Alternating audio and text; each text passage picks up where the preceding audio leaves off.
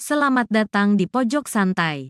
Sebelum Anda mendengarkan audiobook ini, kami menginformasikan bahwa channel ini adalah review audio dari buku yang ada di Indonesia. Untuk membaca keseluruhan buku ini, kami menyarankan membeli buku aslinya di toko buku kesayangan Anda, baik offline maupun online. Keberadaan channel ini dimaksudkan untuk membantu Anda mendapatkan pengetahuan dari buku-buku kesayangan Anda. Jangan lupa untuk subscribe, like, dan komen.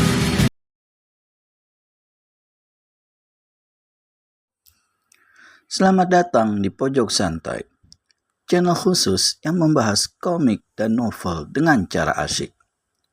Pranajaya dan Wiro Sableng alias pendekar Kapak Maut Naga Geni 212 berbagi tugas. Namun tak disangka, dalam menjalankan tugasnya, Pranajaya melihat sesuatu yang membuatnya merinding. Apa gerangan yang dilihat Pranajaya? Yuk kita lihat di video berikut ini.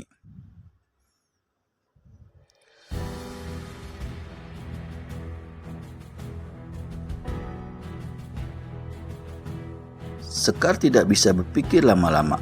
Begitu mengenakan pakaian, gadis ini segera mengambil rantai petaka bumi miliknya yang diletakkan setan darah pertama di sudut kamar. Sementara itu, si pemuda tangan buntung terdengar membentak. "Hei, iblis muka merah!" Prana acungkan sepasang tombak bermata dua, yang keduanya sekaligus digenggamnya di tangan kanan. "Kita sama-sama bersenjata sekarang. Mungkin senjata yang di tanganku ini yang akan lebih dulu mengambil nyawa pemiliknya sendiri." Setan darah pertama kertakan geraham. Tubuhnya berkelebat. Pedang di tangan manusia ini menabur sinar putih. Jurus yang dikeluarkan tiga setan darah hebatnya luar biasa sekali, karena dalam saat itu juga Pranajaya segera terbungkus serangan-serangan pedang Eka Sakti miliknya sendiri. Pranajaya membentak keras. "Ya!" Gerakan murid Empu Blorok ini tak kalah sebat. Tubuhnya lenyap laksana bayang-bayang saja kini, dan dua tombak bermata dua di tangannya menderu-deru. Dalam jurus pertama yang luar biasa hebatnya itu, senjata-senjata mereka beradu sampai 4 kali berturut-turut. Prang, trang, trang, trang, dan memercikan bunga api yang menyilaukan mata. "Saudara, kuharap kau suka mundur." Tiba-tiba Pranajaya mendengar seruan gadis yang tadi dilepaskannya totokannya. "Manusia iblis laknat terkutuk ini harus di tanganku." Pranajaya mengerling dan melihat Sekar berdiri sambil memutar-mutar sebuah senjata berbentuk rantai yang ujungnya diganduli bola besi berduri. Wuk, wuk, wuk. Tanpa pedulikan seruan si gadis, Prana terus kirimkan serangan-serangan gencar terhadap setan darah pertama. Dalam pertemuannya pertama kali di luar kota raja, Pranajaya memang tiada sanggup menghadapi setan darah pertama karena dia dikeroyok 3 orang. Namun, kali ini pertempuran jauh berbeda, 1 lawan 1. Dan luar biasanya lagi, ialah karena mereka bertempur dengan memegang senjata milik awan masing-masing. "Saudara, mundurlah!" seru Sekar tidak sabar sewaktu pertempuran gencar itu memasuki jurus ketiga. Gadis ini sudah tak dapat menahan kesabaran dan dendam kesumatnya terhadap setan darah pertama manusia yang telah menelanjangi dan hampir saja merusak kehormatannya. "Tidak bisa, saudari," seru Pranajaya membalas. "Bang, yang satu ini mesti di tanganku."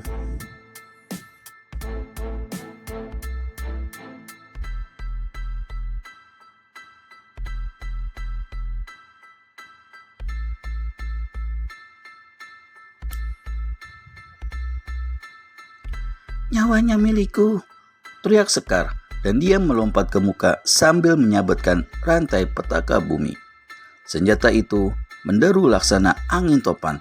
Wuk, wuk, membuat kedua orang yang bertempur terpaksa sama melompat mundur.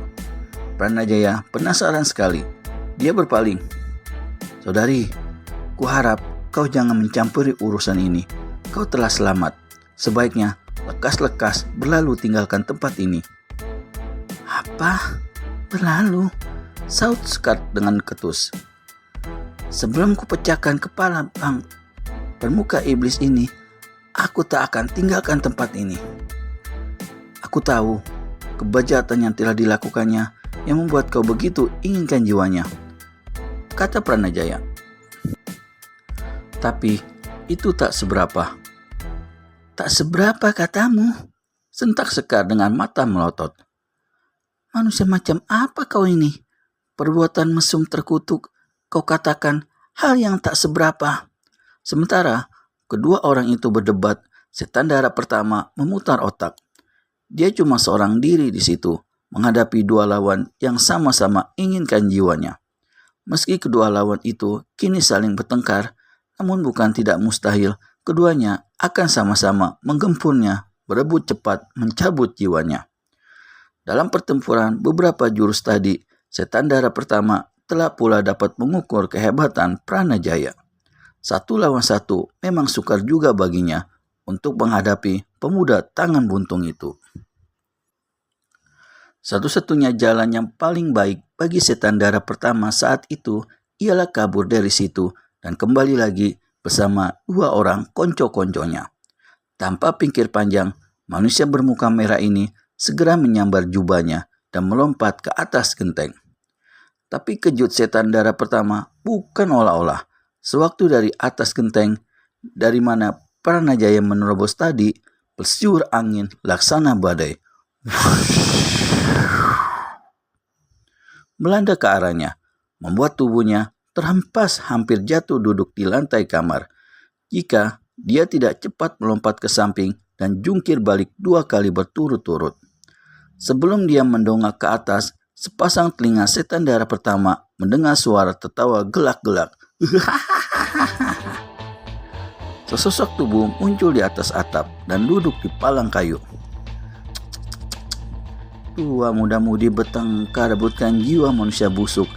Si busuk cari kesempatan untuk melarikan diri. Prana dan Sekar menengadah ke atas genteng dan kedua orang ini sama-sama berseru, "Wiro, Wiro." Sekar terkejut sewaktu melihat Pranajaya kenal pada Wiro Sableng. Setan Darah Pertama memandang penuh amarah meluap ke atas genteng itu. Orang yang tertawa dan bicara serta duduk di atas itu bukan lain dari pemuda rambut gondrong yang sebelumnya telah membebaskan dan melarikan Pranajaya dari ruang batu karang yang kemudian bertempur sebentar dengan dia lalu larikan diri.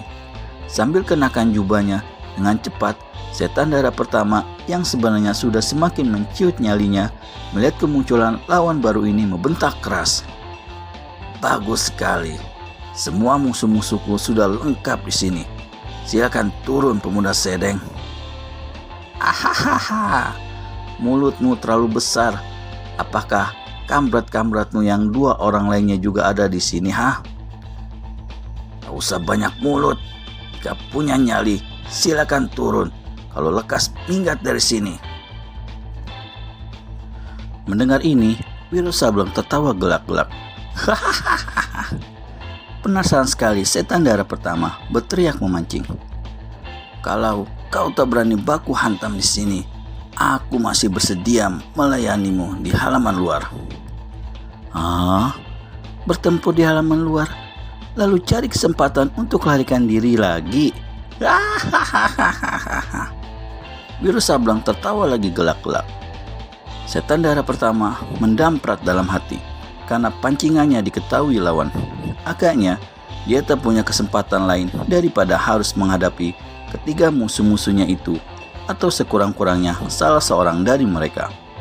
Diam-diam Setan Darah Pertama salurkan seluruh tenaga dalamnya pada kedua ujung tangannya. Tiba-tiba dia membentak garang. Satu tangan meninju ke atas, tangan yang lain menjentik ke arah Pranajaya dan Sekar.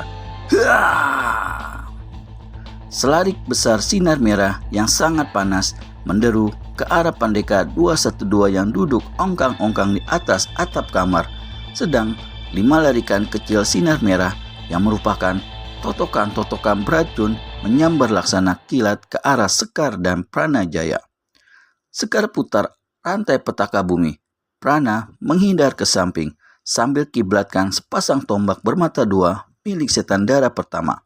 Di atas genteng, Wiro kelihatan gerakan tangan kirinya. Satu angin dingin menderu memapasi angin merah panas setan darah pertama dan membuat buyar serangan manusia muka merah itu. Wus, buar.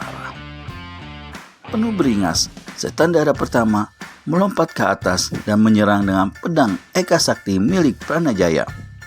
Kini, Wiro Sableng gerakan tangan kanannya. Gerakan apakah yang akan dilakukan Wiro Sableng alias pendekar kapak maut Anggegeni 212? Cari tahu jawabannya di video selanjutnya hanya di channel Pojok Santai.